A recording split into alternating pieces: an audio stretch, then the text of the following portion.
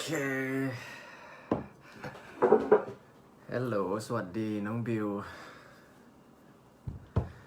สวัสดีครับสวัสดีครับสวัสดีครับพี่นุชเหมือนเพิ่งเจอกันไป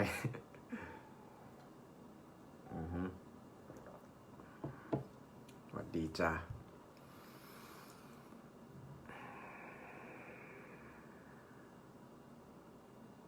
ขอบคุณครับ วันนี้ไปรับรางวัลมาของดาราอินไซต์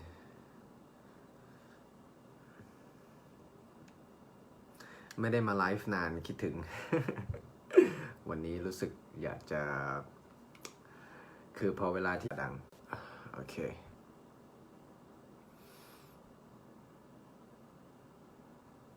ใช่ไม่ได้มาไลฟ์นานมากครับแล้ววันนี้ก็พอดีผมนั่งเขียนหนังสืออยู่แล้วผมรู้สึกว่าผมอยากจะบอกเรื่องนี้ตอนแรกก็จะพิมพ์ใส่แล้วกะว่าจะแชร์วันจันทร์หรือวันอังคาร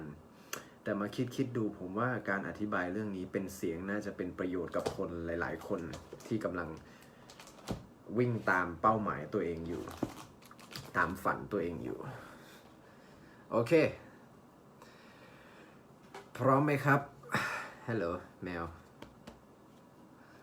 หายไปนานใช่โอเคขอบคุณครับผมขอบคุณทุกคนที่แสดงความยินดีนะครับขอบคุณมากโอเค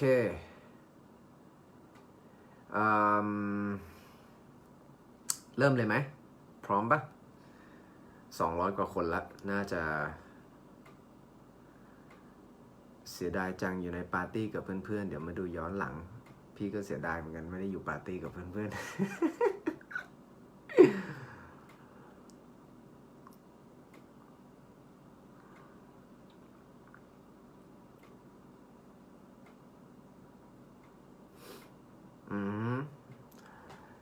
พี่ต่อสวัสดีครับคิดถึงมากพร้อมไหม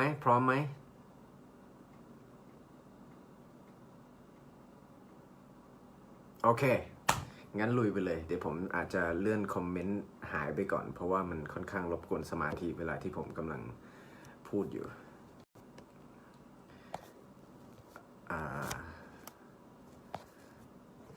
เลื่อนไงวะเนี่ยโอเคแนวตั้งแนวนอนแป๊บหนึ่งนะผมพยายามที่จะโอเคตอนนี้ทุกคนเห็นเป็นแนวตั้งหรือแนวนอนคืออะไรวะ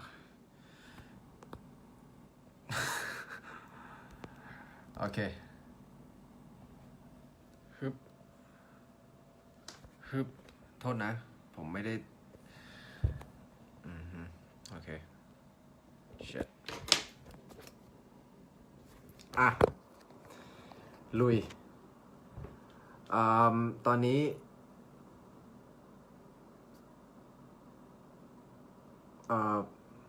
ผมไม่รู้ว่าโทรศัพท์ผมเป็นอะไรแต่ถ้าตอนนี้จอโอเคไหมยังเห็นไหมหรือว่าผมจะต้องกลับหน้าจอแบบนี้ถึงจะเห็นโอเคอย่างนี้ก็ได้ ขอโทษทีนอนตั้งโอเคมาเริ่มกันเลยดีกว่าวันนี้สิ่งที่จะพูดถึงก็คือพูดถึงในกรณีที่เรากำลังไปสู่เป้าหมายของเราหลายๆคนเนี่ยชอบที่จะเข้าใจผิดคิดว่าการที่เรามีเป้าหมายนั่นหมายความว่าเราจะต้องจดจ่ออยู่ที่เป้าหมายอันนี้เป็นเรื่องที่หลายคนพลาดและทำให้ปัจจุบันขณะมันเละเทะผมจึงอยากจะยกตัวอย่างเรื่องนี้ให้ฟังง่ายๆเวลาที่เราขับรถอยู่บนถนนเราจับพวงมาลัยขาเราเหยียบคันเร่งเราอาจจะมองเห็นเป้าหมายที่เราจะไปอยู่ไกลๆแต่นั่นไม่ได้หมายความว่าเราจะต้องเพ่งมองที่มันโดยที่ไม่มองถนนข้างหน้าอันเนี้ยหลายคนเข้าใจผิดเรื่องนี้คิดว่าการที่ได้รับการสอนมาว่าให้จดจ่ออยู่ที่เป้าหมายนั่นคือการที่เพ่งมองไปที่เป้าหมายอย่างเดียวโดยที่ปัจจุบันขณะมันเละเทะไปหมด ตัวผมเองเคยเป็นในลักษณะนี้ก็คือปล่อยให้ความกังวลในอนาคตของตัวเองว่าเฮ้ยไปถึงแล้วจะทำยังไงแล้วจะไปเส้นทางไหนถึงจะถึงคือมีความกังวลเยอะแยะมากมายจนสุดท้ายแล้วสิ่งที่กำลังทำอยู่ตรงหน้านั้นมันเละเทะแล้วมันไม่ได้เรื่องเลยเพราะฉะนั้นการเปรียบเทียบด้วยการขับรถเนี่ยน่าจะเป็นอะไรที่ค่อนข้างเข้าใจง่ายสำหรับคนยุคนี้ผมยกตัวอย่างง่ายๆมีอยู่วันหนึ่งผมขับรถไปสถานที่ที่หนึ่งเอาเป็นว่ามันเป็นห้างแห่งหนึ่งทีนี้ตาผมเนี่ยก็มองไปที่ห้างที่นั้นเฮ้ยมันใกล้แล้วอีกไม่กี่กิโลก็ถึงแล้วเรารู้แล้วว่าถึงแล้วทีนี้ช่วงระหว่างที่ขับเนี่ยมันก็เต็มไปด้วยรถที่เราจะต้องผ่านถนนไปให้ได้ผมก็เลยเกิดไอเดียขึ้นมาว่าใช่ชีวิตการตามหาเป้าหมายมันก็เป็นในลักษณะเนี่ยเป้าหมายที่เราตั้งขึ้นมาไม่ได้มีไว้เพื่อให้เราจดจ่อแต่มีไว้เพื่อให้เราชำเลืองมองแต่สิ่งสำคัญก็คือเราจะต้องอยู่กับปัจจุบันขณะรับผิดชอบกับพวงมาลัยของเราคันเร่งของเราการเคลื่อนไปข้างหน้าของเราอันนี้สินี่เป็นสิ่งที่เราจะต้องทำหลายๆคนเนี่ยเอามันมาผสมปนเปกันระหว่างการมีเป้าหมายกับความกังวลจนสุดท้ายทำให้ปัจจุบันขณะมันเละเทะและในแต่ละวันมันก็ไม่มีอะไรคืบหน้าผมจะให้ทริคง่ายๆแบบนี้ก็คือเวลาที่เราจะตั้งเป้าหมายคิดง่ายๆนะยกตัวอย่างเป็นการขับรถเราจอดรถพักแล้วตั้งใจคิดว่าเราต้องการสิ่งใดหลังจากนั้นเวลาที่เราได้เป้าหมายเรียบร้อยแล้วเราออกเดินทางแล้วเราก็ต้องชัดเจนว่าเราจะไปเส้นทางนั้นแน่ๆเพราะฉะนั้นเราจะต้องขับมันไปทุกวันและเราจะต้องคอนเซนเทรตอยู่กับสิ่งที่อยู่ตรงหน้าเท่านั้นเราต้องอยู่กับถนนตรงหน้าเท่านั้นลองคิดง่ายๆถ้าสมมุติเราขับรถอยู่แล้วเรามัวแต่มองตึกที่เรากำลังจะไปโดยที่ไม่มองถนนตรงหน้าเสียหายและไปไม่ถึงแน่นอนในขณะเดียวกันถ้าเราขับรถอยู่แล้วเราเหม่อลอยคิดถึงอดีตแล้วเราก็แวะหลงทางแน่นอนเราก็ไปไม่ถึงเหมือนกันเพราะฉะนั้นการมีเป้าหมายเป็นเรื่องที่ดีแต่สิ่งที่สำคัญคือเราจะต้องลงมือทำปัจจุบันขณะให้ดียิ่งให้ดีชนิดที่เรียกว่าให้มันผ่านฉลุยการขับรถในที่นี้เนี่ยผมเปรียบเสมือนการงานที่สำคัญการงานที่สำคัญหรือเป็นกิจกรรมที่สอดคล้องกับเป้าหมายที่เราตั้งไว้ยกตัวอย่างง่ายๆสมมุติว่าผมอยากจะไปทำงานต่างประเทศ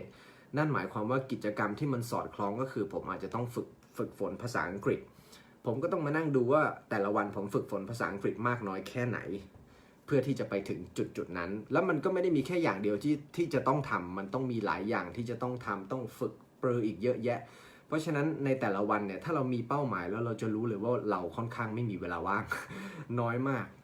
ทีนี้ทำไมผมถึงเปรียบเทียบการไปสู่เป้าหมายกับการขับรถเพราะมันเข้าใจง่าย 1. เราจดจ่ออยู่กับถนนของเราถนนที่เรากำลังขับรถอยู่ในเปรียบเสมือนกิจกรรมที่เราจะต้องฝ่ามันไปในขณะเดียวกันรถต้องมีผู้ขับต้องมีสภาพร่างกายที่พร้อม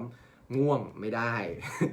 ต้องเพราะถ้าง่วงเนี่ยจะขับอย่างไม่ปลอดภัยในขณะเดียวกันสภาพจิตใจก็ต้องพร้อมว้าวุ่นหรือเหม่อเนี่ยผมมีรุ่นพี่ผมคนหนึ่งเป็นคนที่ขับรถให้ผมประจำเขาเป็นคนที่เหม่อมากเป็นคนที่เหม่อแบบไปในอดีตบ้างไปในอนาคตบ้างจนเส้นทางที่อยู่ตรงหน้าเนี่ยพูดง่ายๆ 50% คือการหลงอีก 50% ก็คือโอเคขับได้ดีเพราะฉะนั้นคนขับเนี่ยสำคัญมากร่างกายจะต้องพร้อมจิตใจจะต้องพร้อมแล้วในขณะเดียวกันการวิ่งไปสู่เป้าหมายเราวิ่งไปรวดเดียวไม่ได้บางครั้งเราต้องหยุดพักหาสถานที่สักที่หนึ่งหยุดพักเติมพลังใจให้กับเราเติมพลังกายให้กับเราอาจจะต้องแวะสักที่หนึ่งที่ทำให้เราเนี่ยมีความรู้เพิ่มเติมมากขึ้นเพื่อที่จะไปสู่สถานที่ตรงนั้นในขณะเดียวกันรถเองก็ต้องมีน้ำมัน คือพูดง่ายๆน้ำมันตัวรถเนี่ยก็คือกิจกรรมที่เราต้องทำเป้าหมายที่เราไปกับกิจกรรมที่เราต้องทำจะต้องสอดคล้องกันในขณะเดียวกันตัวเราเองก็ต้องมีพลังในการทำกิจกรรมเหล่านั้นด้วยนี่แหละครับ สิ่งที่อยากจะมาแชร์ว่าจริงๆแล้วการไปสู่เป้าหมายเนี่ยมีเป้าหมายเป็นเรื่องที่ดีมากอยู่แล้วล่ะดีกว่าคนที่ไม่มีเป้าหมายแต่มีเป้าหมายเนี่ยไม่ได้หมายความว่าจะต้องไปจดจ่ออยู่กับเป้าหมายจนสิ่งที่อยู่ตรงหน้าเนี่ยมันเละเทะเราจะต้องจดจ่ออยู่กับสิ่งที่อยู่ตรงหน้าเพราะถ้าเปรียบเทียบเป็นการขับรถถ้าเราไม่อยู่กับถนนที่อยู่ตรงหน้าเป้าหมายที่เราตั้งไว้ให้ตายก็ไปไม่ถึงเก็ตนะ โอเคเนี่ยแหละสิ่งที่อยากจะมาบอก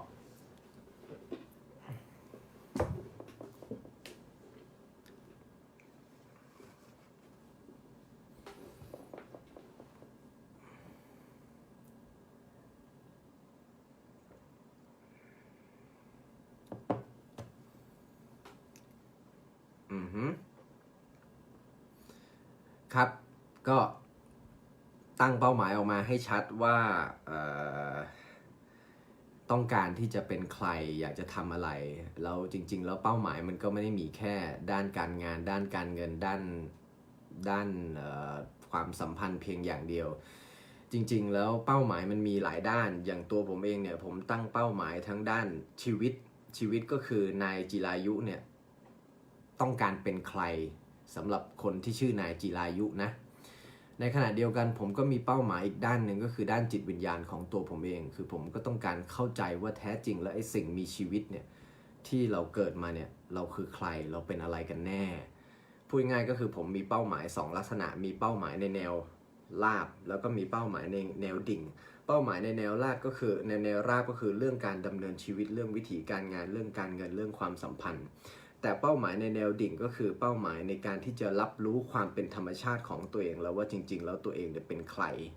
เพราะฉะนั้นพอผมมีเป้าหมาย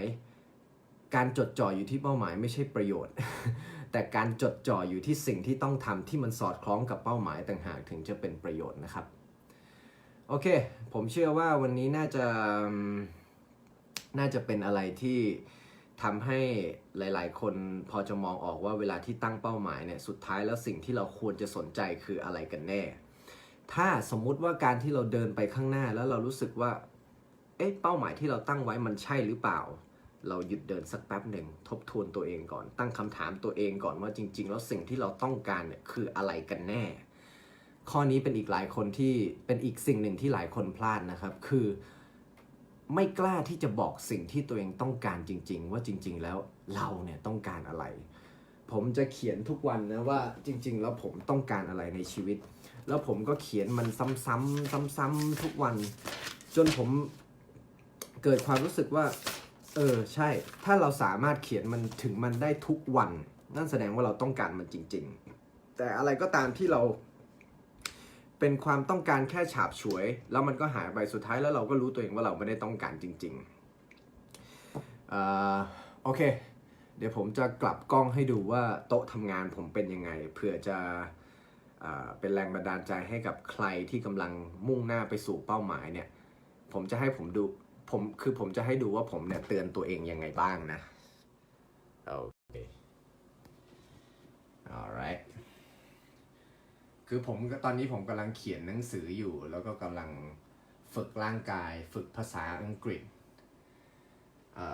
สิ่งที่ผมเขียนก็คือมันก็ต้องเริ่มต้นมาจากอันนี้จุดประกายให้ตัวเองก่อนแล้วจึงส่งต่อให้ผู้อื่นคือผมจะไม่อยากเขียนสิ่งที่ผมรีเสิร์ชมาแต่ผมอยากจะเขียนสิ่งที่เป็นประสบการณ์ส่วนตัวของผมจริงๆอันนี้ก็หนังสือเกี่ยวกับสิ่งที่ผมสนใจแล้วก็ค้นคว้าอยู่ส่วนโซนตรงนี้ก็เป็นโซนที่เอาไว้ทำงานเขียนเนี่ยแหละครับด้านหลังก็จะเป็นงานศิลปะที่ทำงานศิลปะก็ถือว่าเป็นเป้าหมายชีวิตของผมอย่างหนึ่งอันนี้ผมเตือนตัวเองไว้ว่าเยอะแยะเต็มไปหมดเนี่ยแหละ ครับก็เวลาในแต่ละวันมันก็มีค่าเนาะถ้าเราทำสิ่งที่มีค่าเราก็จะพาชีวิตเราไปสู่ชีวิตที่มีค่าได้ในวันข้างหน้าแต่ถ้าเราปล่อยเวลาให้มันสูญเสียไปกับความเพลิดเพลินซึ่งผมเองก็เคยเป็นสุดท้ายแล้วความเพลิดเพลินนั้นมันให้แค่ความสุขชั่วคราวที่ไม่ได้ให้ความสุขถาวรเราจะรู้สึกนานเข้าเมื่อไหร่ก็ตามที่เราเริ่มติดความเชื่อเพลินความเพลิดเพลินนานเข้าเราจะรู้สึกแย่กับตัวเองที่แบบเฮ้ยจริงๆแล้วเราใช้ชีวิตได้ดีกว่านี้นะแต่ทำไมเราถึงหลงติดอยู่กับมันก็ไม่รู้แต่เมื่อไหร่ที่เราเป็นอิสระจากมันเราจะแบบโห powerful มากเราจะรู้สึกแบบโหเราโคตรมี energy ในการทำงานเราอยากจะส่งต่อเรื่องพวกนี้ให้กับทุกคนแล้วเราก็ไม่สนใจด้วยว่าคนอื่นเนี่ยจะมองเรายังไงจะมองเราว่าจริงจังเกินไปจะมองเราว่านู่นนี่นั่นสุดท้ายแล้วเราจะไม่แคร์เลยเพราะเราเชื่อมั่นว่าสิ่งที่เราทำมันดีที่สุดแล้วสำหรับตัวเราเองโอเค see you